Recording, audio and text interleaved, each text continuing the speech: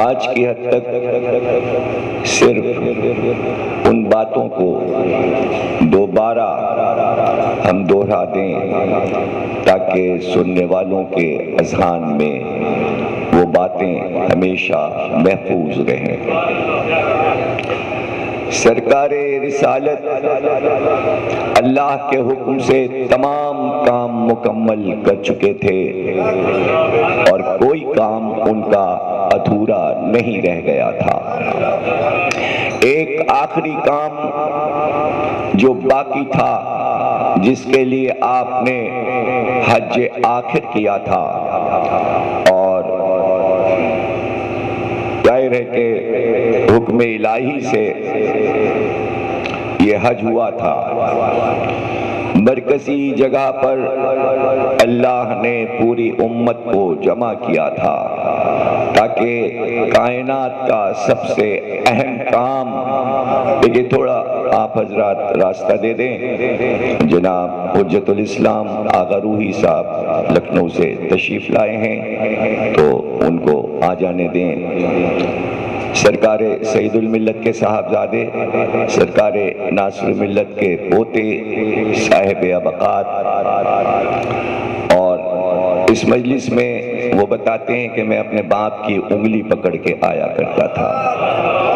छोटा सा था जब मैं अपने वालिद सईदुल मिल्लत साहब क़िबला के साथ इस जुलूस में बचपन से जब भी हिंदुस्तान से पाकिस्तान आए हैं तो तमाम मजालिस में आपके साथ शरीक रहे हैं। इसी रिज़विया में 1400 साला जश्न मुर्तज़वी जब मनाया गया था सदर पाकिस्तान इस्कंदर मिर्ज़ा की सदारत में, तो आपके वालिद सदारत कर रहे थे सईदुल मिल्लत साहब क़िबला सैयद मोहम्मद सईद साहब। अर्ज़ कर रहा था मैं कि आखिरी काम सरकार की हयात में बाकी था और रिसालत की पूरी तारीख में सबसे अहम काम वही था। और वो अहम इसलिए था कि आपके हमारे पास आ जाने के बाद ये उम्मत जो बनी है इसकी हिदायत कौन करेगा? चूंकि आदम से आप तक हिदायत की जिम्मेदारी मैंने अपने पास रखी है, अवाम के हाथ में मैंने इंसानों की हिदायत नहीं दी है, और मैं अपनी सुन्नत नहीं बदलूंगा। सुन्नत इलाही तब्दील नहीं होगी कि आपके बाद किसी किस्म का झगड़ा उठाया जाए और इंसान अपनी पसंद की हिदायत को चुने। इससे पहले ऐलान कर दीजिए हमारी मर्जी ये है कि बादे नबी सिर्फ अली हिदायत कर सकते हैं।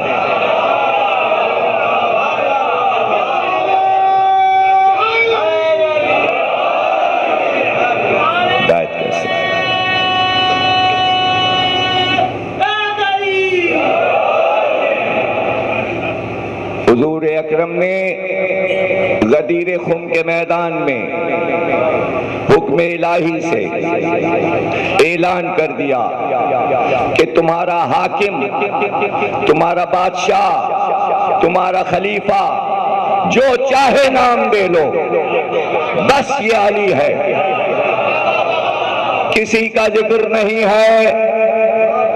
रूहानी क़यादत कहो या मादी क़यादत कहो, कोई ढकी छुपी बात नहीं है। अगर सिर्फ हदीस में होती तो बहस होती। कुरान ने खुलकर कह दिया कि अली बाद मोहम्मद पहला खलीफा है। इसमें कोई रवायत फिरायत की जरूरत नहीं है। पूरी उम्मत को मालूम था जब से उम्मत ने कलमा पढ़ना शुरू किया था, दावत ज़ुलअशीरा से लेकर हर ग़ज़वे में बद्र हो, ओहद हो, खंदक हो, खैबर हो, हुनैन हो, हर मंजिल पर रसूल ने बताया था याद रखना मेरे बाद ये अली मेरा जानशीन होगा।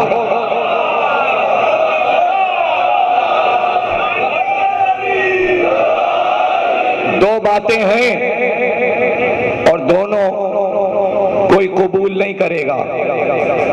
अगर बादे नबी मसनद खिलाफत पर अली नजर नहीं आए तो दो ही बातें हो सकती हैं, या तो पूरी उम्मत बहरी थी कान से,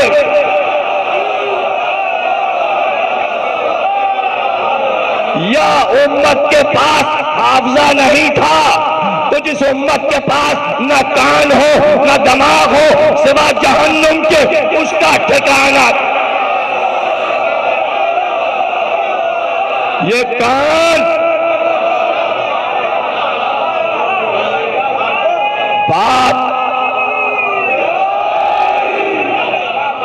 बात तो जब होगी ना, बात तो जब होगी ना कि दावत जुलशीरा से लेकर गदीर तक शिया सुन्नी कोई किताब एक लफ्ज ये ना लिखे कि कभी रसूल ने ये कहा था कि अली मेरा जानशीन, मेरा खलीफा, मेरा वसी, मेरा अलमदार, मेरा सिपहसालार। निकाल दो ना सारी रवायतें बुखारी से, मुस्लिम से, तिरमिजी से, तबकात इब्न साद से, तबरी से, इब्न हुशाम से, इब्न इसाक से, जला दो सारी किताबें ताकि पूरी दुनिया कहे अली का वजूद ही नहीं था। जो रखी है ये किताबें, जो इमाम अहमद बिन हंबल ने लिखा कि गदीर का वाकया हुआ, अली को खलीफा बनाया गया, क्यों सर सैयद ने लिखा कि हाँ बनाया गया था मगर हमने नहीं मान।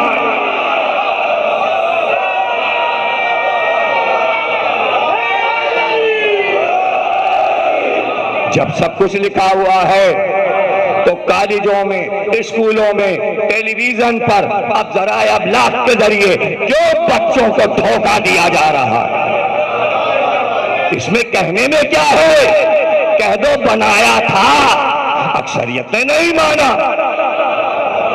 जमहूरियत का जमाना है, सीधी सीधी बात कह दो, चूंकि जमहूरियत थी इसलिए आवाम ने मोहम्मद की बात नहीं मानी। कहने में क्या है? शर्म क्यों आती है? नहीं मानी। उस एक बात को छुपाने और लपेटने के लिए सरकार रिसालत के किरदार को मस्त करने की कोशिश की गई और यह बताया जाए कि वो तो एक इंसान थे। सुन लो, कयामत तक मिल्लत जाफरिया का अकीदा यह रहेगा कि मोहम्मद मासूम थे। वो जब आमना की गोद में आए थे जब भी मासूम थे। और हमारा अकीदा है कि मासूम नबी सिवा अपनी मां के किसी का दूध नहीं पीता।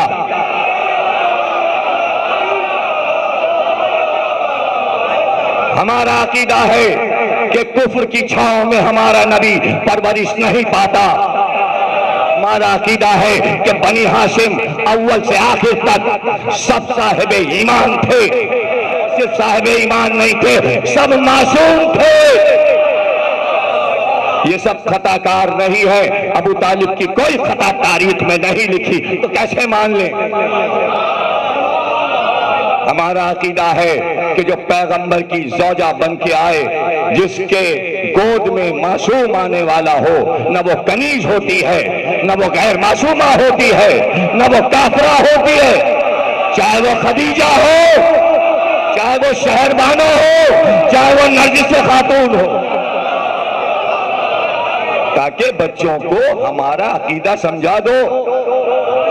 हमारा पैगंबर झूले में भी मासूम, हमारा पैगंबर आमना की गोद में भी मासूम, हमारा पैगंबर अब्दुल मुत्तलिब की आगोश में भी मासूम, हमारा पैगंबर अबू तालिब की छांव में जब परवरिश पा रहा है उस वक्त भी मासूम, हमारा पैगंबर गारे हिरा में भी मासूम, हमारा पैगंबर पहली वही जब सूरह अलक उतरा है उस वक्त भी मासूम, हमारे पैगंबर ने जब पहली बार मक्के की गलियों में कुलू ला इलाहा कहा उस वक्त भी मासूम, हमारा पैगंबर हिजरत की रात भी मासूम और जिसको सुला दे बिस्तर पर वो भी मासूम।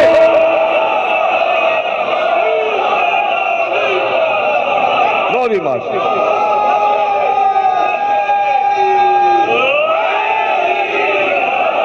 हमारा पैगंबर बरोज़े बद्र भी मासूम, ओहद के रोज भी मासूम, हमारा पैगंबर रोजे यौम खंदक भी मासूम, हमारा पैगंबर रोजे फतेह खैबर भी मासूम, हमारा पैगंबर जब सुलह हुदैबिया हो और उस वक्त वापस आ जाए, मक्के में दाखिल होते वक्त वापस आ जाए और ना जाए तो उस वक्त भी मासूम है। और जो ये कहे जैसा शक आज हुआ कभी नहीं हुआ था वो काफिर है, वो काफिर है। पैगंबर खताकार नहीं है, जो नबूवत में शक करे हम उसे काफिर समझते हैं।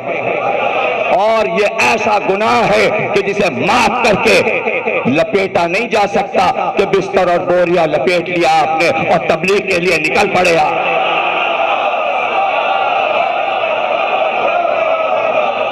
याद रखना,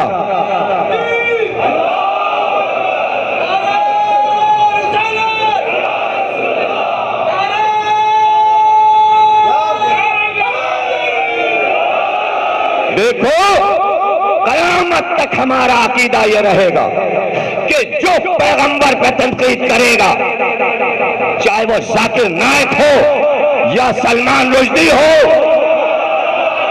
या गांधी हो या असरार हो, देखो हम पैगंबर को कुछ नहीं कहेंगे, जो पैगंबर के मुकाबिल आएगा हम उस पे लानत करेंगे। कोई हो